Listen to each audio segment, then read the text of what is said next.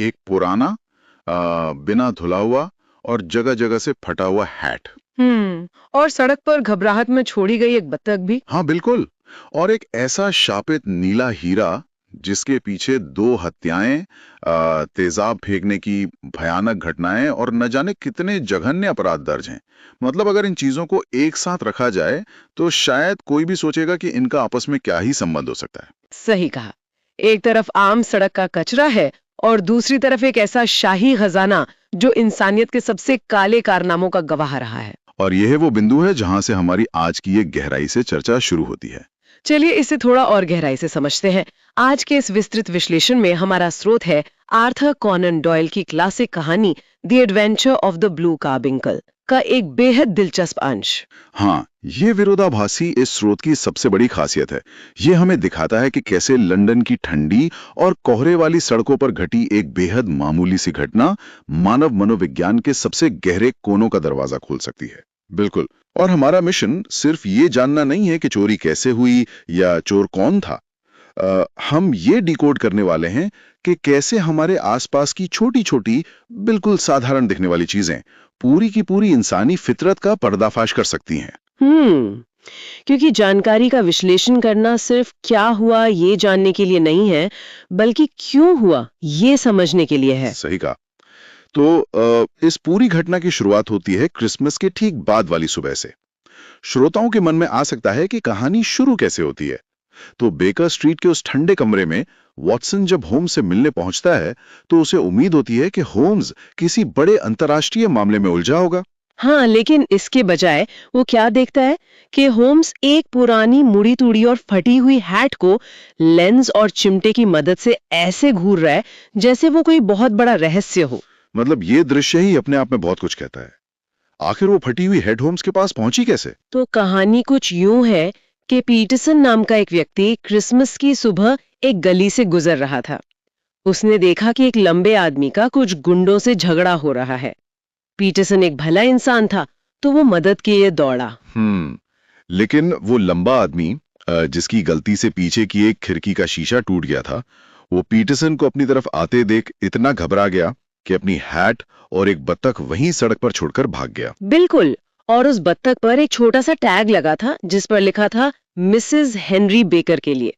अब 19वीं सदी के लंदन में जहां हजारों लोग हेनरी बेकर नाम के होंगे, असली मालिक को ढूंढ निकालना तो भूसे के ढेर में सुई ढूंढने जैसा था। हाँ वो तो है। इसलिए पीटरसन बत्तख को अपने घर ले गया ताकि वो खराब ना हो, और वो पुरानी हैट होम्स के पास छोड़ गया। एक आम पुलिस वाला उस हैट को सीधा कूड़ेदान में फेंक देता। और यहीं पर होम्स की वो खासियत सामने आती है जिसे हम डिडक्शन यानी निष्कर्ष निकालने का विज्ञान कहते हैं। मतलब वो उस हैट को कोड़ा नहीं बल्कि एक इंटेलेक्चुअल प्रॉब्लम की तरह देखता है। बिल्कुल सही कहा। ये सच में बहुत दिलचस्प है। मुझे तो ये बिल्कुल वैसा लगा जैसे किसी की इंटरनेट ब्राउजिंग हिस्ट्री देखकर उसके पूरे व्यक्तित्व का, उसके बैंक बैलेंस का और उसके निजी जीवन का पूरा कच्चा चिट्ठा खोल देना। अरे ये एनालॉजी बहुत सटीक बैठती है। होम्स उस हैट को पढ़ना शुरू करता है। वो सबसे पहले उस हैट की क्वालिटी देखता है। वो 3 साल पुरानी हैट है लेकिन उस समय के सबसे बेहतरीन और महंगे फैशन की है। अच्छी क्वालिटी का सिल्क बैंड लगा है उसमें, है ना? हाँ। तो होम्स का तर्क ये है कि अगर किसी व्यक्ति ने 3 साल पहले इतनी महंगी हैट खरीदी लेकिन उसके बाद से कोई नई हैट नहीं ली, तो इसका सीधा मतलब है कि वो कभी अमीर हुआ करता था लेकिन अब उसकी आर्थिक स्थिति बहुत खराब हो चुकी है। लेकिन होम्स ये भी कहता है कि उस आदमी में अभी भी अपना आत्मसम्मान बचाने की लग बाकी है। मैंने जब स्रोत को पढ़ा तो मैं सोच रहा था कि एक हैट से आत्मसम्मान का क्या लेना देना। यही तो होम्स के ऑब्जर्वेशन है। होम्स बताता है कि उस आदमी ने हैट के फीके पड़ चुके हिस्सों को काली स्याही से रंगकर नया दिखाने की कोशिश की है। ये सच में एक बहुत ही गहरी मनोवैज्ञानिक ऑब्जर्वेशन है। लेकिन इसके साथ ही होम्स एक ऐसा निष्कर्ष निकालता है जो मुझे आज के समय के हिसाब से थोड़ा अजीब और शायद हास्यास्पद भी लगा। कौन सा वाला? वो कहता है कि हैट का साइज बहुत बड़ा है इसलिए वो आदमी बहुत बुद्धिमान होगा। क्या सिर्फ सिर बड़ा होने से किसी को जीनियस मान लेना थोड़ा अजीब निष्कर्ष नहीं है? विज्ञान के नजरिए से देखें तो आज ये बिल्कुल गलत है, लेकिन हमें उस दौर के संदर्भ को समझना होगा। 19वीं सदी में फ्रेनोलॉजी नाम का एक सूडो साइंस बहुत लोकप्रिय था। अच्छा, फ्रेनोलॉजी। हाँ, उस समय के बड़े बड़े विद्वानों का ये मानना था कि खोपड़ी के आकार और बुद्धिमत्ता के बीच सीधा संबंध होता है। होम्स भी अपने समय का ही एक उत्पाद था, इसलिए वो इस सिद्धांत पर विश्वास करता था। मतलब सबसे तेज दिमाग वाले लोग भी अपने समय की वैज्ञानिक भ्रांतियों से अछूते नहीं होते। ये एक बहुत ही शानदार ऐतिहासिक संदर्भ है। बिल्कुल। खैर, फ्रेनोलॉजी वाली बात को किनारे कर दें तो उसके बाकी निष्कर्ष सच में चौंकाने वाले हैं। जैसे वो धूल वाला विश्लेषण। अरे हाँ, धूल वाला निष्कर्ष तो होम्स की अवलोकन क्षमता का चरम है। वो ध्यान देता है कि हैट पर जो धूल जमी है वो सड़क की किरकिरी वाली धूल नहीं है, बल्कि वो भूरे रंग की बारीक धूल है जो घरों के अंदर जमा होती है। यानी वो हैट ज्यादातर समय घर के अंदर ही टंगी रहती है। बिल्कुल। वो आदमी घर से कम ही निकलता है और फिर वो सबसे निजी टिप्पणी करता है कि उस आदमी की पत्नी अब उससे प्यार नहीं करती। हाँ, ये वाला हिस्सा तो किसी को भी हैरान कर देगा।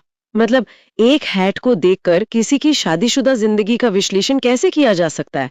मैंने तो पहले सोचा कि शायद हैट पर कोई परफ्यूम या कुछ लगा होगा, लेकिन होम्स का तर्क तो पूरी तरह से व्यावहारिक था। होम्स का तर्क बहुत ही निर्मम लेकिन तार्किक था। हैट पर हफ्तों से धूल जमी हुई थी। होम्स कहता है कि अगर किसी व्यक्ति की पत्नी उसे इतनी गंदी और बिना ब्रश की हुई हैट पहनकर घर से बाहर जाने दे रही है, तो इसका स्पष्ट अर्थ है कि उसे अब इस बात की परवाह नहीं रही कि उसका पति दुनिया के सामने कैसा दिखता है।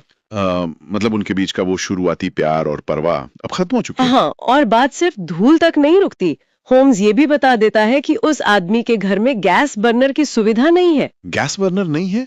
ये कैसे पता चला? इसके पीछे का कारण ये था कि हैट पर मोम और चर्बी के कई पुराने दाग लगे थे। यानी वो आदमी रात में सीढ़ियां चढ़ते हुए एक हाथ में मोमबत्ती पकड़ता है जिसकी चर्बी बार बार उसकी हैट पर टपकती है। अरे वाह, ये तो उस दौर के वर्ग भेद को भी दिखाता है जहां गैस की रोशनी सिर्फ अमीर घरों में होती थी। बिल्कुल। इस पूरे विश्लेषण की खूबी यही है कि ये हमें कैसे और क्यों पर ध्यान केंद्रित करना सिखाता है। ये सब सुनने में बहुत ही शानदार लगता है। एक अनजान इंसान की पूरी जन्म कुंडली बन गई। लेकिन अगर हम थोड़ा पीछे हटकर सोचें तो इसमें अपराध कहाँ है? ये तो बस एक गरीब आदमी की कहानी है जिसकी हैट खो गई है। इस पूरी दिमागी कसरत का फायदा क्या अगर कोई केस ही नहीं है? और ठीक इसी सवाल के साथ ये कहानी एक बहुत ही शांत और घरेलू माहौल से निकलकर एक खौफनाक और तेज रफ्तार अपराध की दुनिया में प्रवेश करती है। अच्छा, क्योंकि जिस वक्त होम्स ये विश्लेषण कर रहा था, उसी वक्त पीटरसन भदवास हालत में कमरे का दरवाजा खोलकर अंदर आता है और उसके हाथ में कुछ ऐसा होता है जो इस पूरे मामले को पूरी तरह से पलट देता है। यहाँ बात सच में बहुत दिलचस्प हो जाती है। वो दृश्य बहुत ही नाटकीय है। पीटरसन भागता हुआ आता है और बताता है कि उसकी पत्नी उस बत्तख को पकाने के लिए तैयार कर रही थी। तभी उसके गले की थैली, जिसे क्रॉप कहते हैं, वहां से एक पत्थर निकला। हाँ, और कोई ऐसा वैसा पत्थर नहीं, बल्कि एक बेहद चमकदार नीले रंग का पत्थर जो कांच को भी मक्खन की तरह काट सकता था। वो था the blue carbuncle. The blue carbuncle? यह मॉकर की राजकुमारी का बेशकीमती हीरा था जो महज 5 दिन पहले होटल कॉस्मोपॉलिटन के एक शाही कमरे से चोरी हुआ था। इस हीरे पर 1000 पाउंड का भारी भरकम इनाम रखा गया था। 1000 पाउंड? उस जमाने में तो ये बहुत बड़ी रकम थी। बहुत बड़ी। और सबसे बड़ी बात ये थी कि इस चोरी के इल्जाम में एक प्लम्बर जॉन हॉनर को पहले ही गिरफ्तार किया जा चुका था। हाँ, जॉन हॉनर की गिरफ्तारी के पीछे भी एक कहानी थी।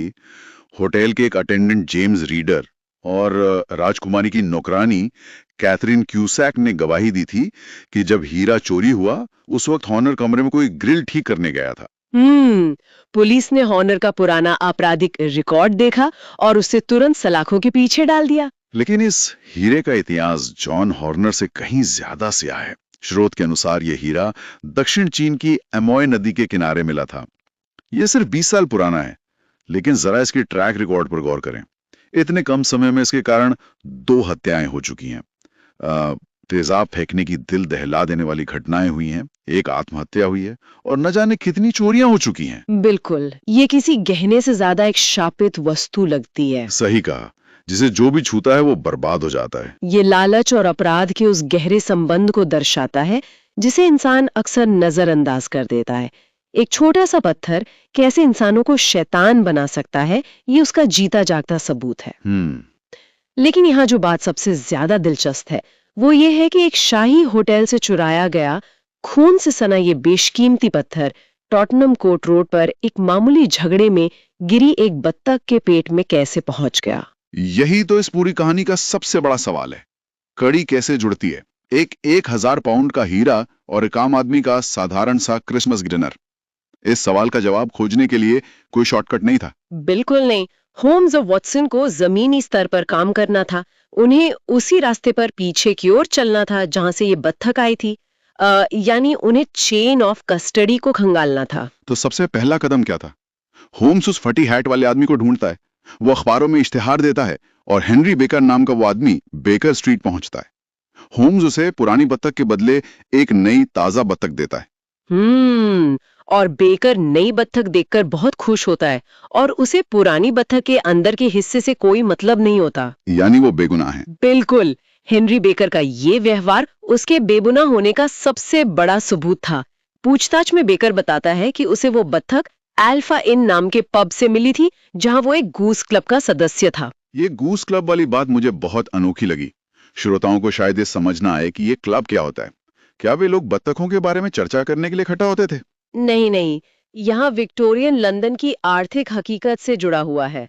उस दौर में गरीब और मजदूर वर्ग के लोगों के लिए एक साथ पूरी बत्तख खरीदना बहुत मुश्किल था। अच्छा। इसलिए पब के मालिक गूस क्लब चलाते थे।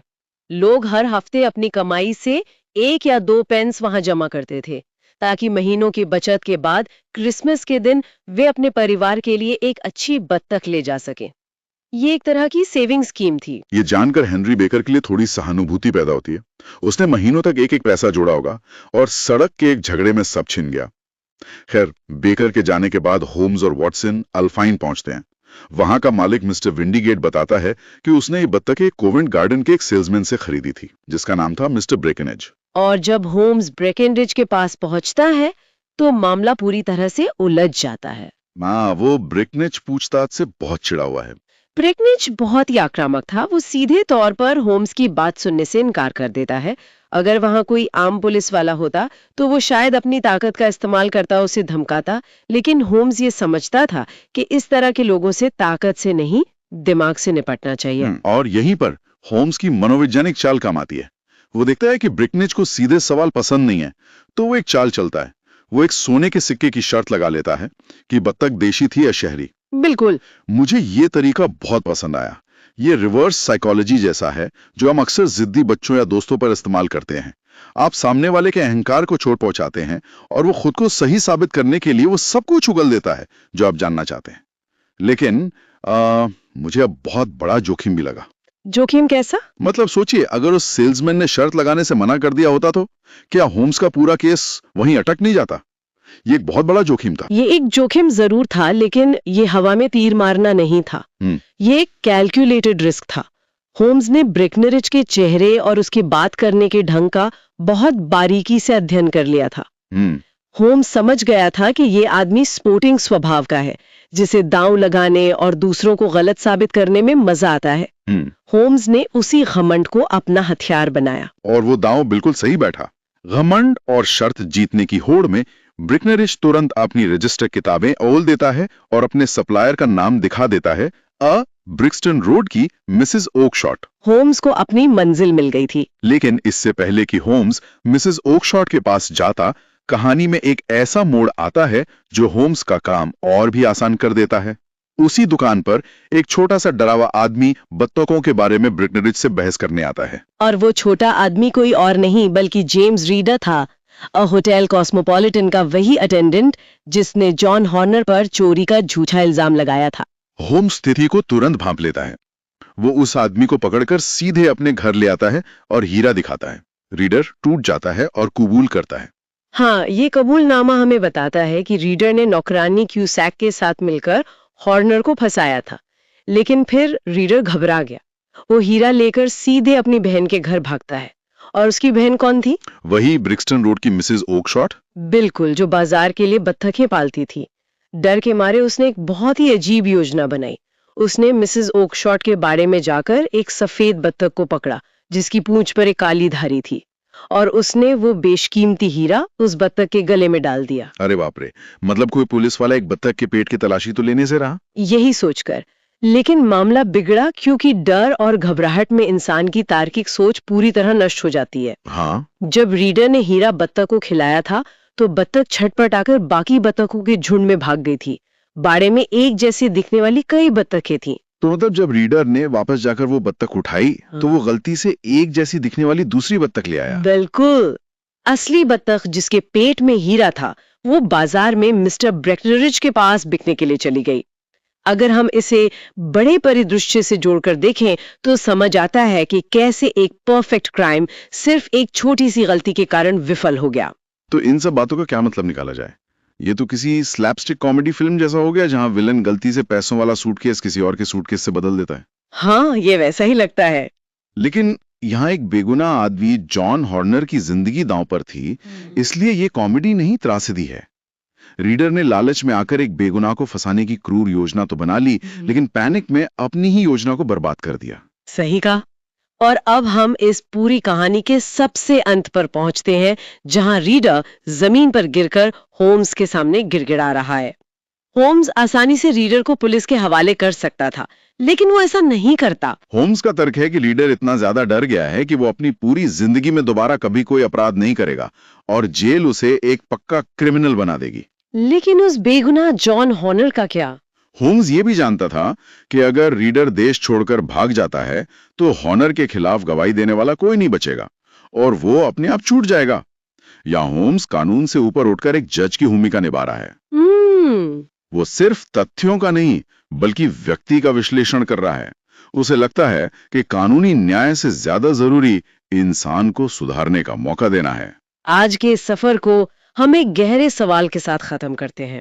क्या असली न्याय हमेशा कानून की किताब के हिसाब से ही होना चाहिए, या फिर जैसा कि होम्स ने उस पुरानी हैट को देखकर इंसान की पूरी कहानी पढ़ ली थी, क्या हमें सजा देने से पहले मुजरिम की आत्मा और उसके सुधरने की गुंजाइश को भी डिकोड करना चाहिए? ये सोचने वाली बात है। बिल्कुल। अगली बार जब आप कोई साधारण सी चीज देखें तो सोचिएगा कि उसके पीछे कितनी बड़ी कहानी छिपी हो सकती है। आज की इस गहराई से चर्चा में बस इतना ही।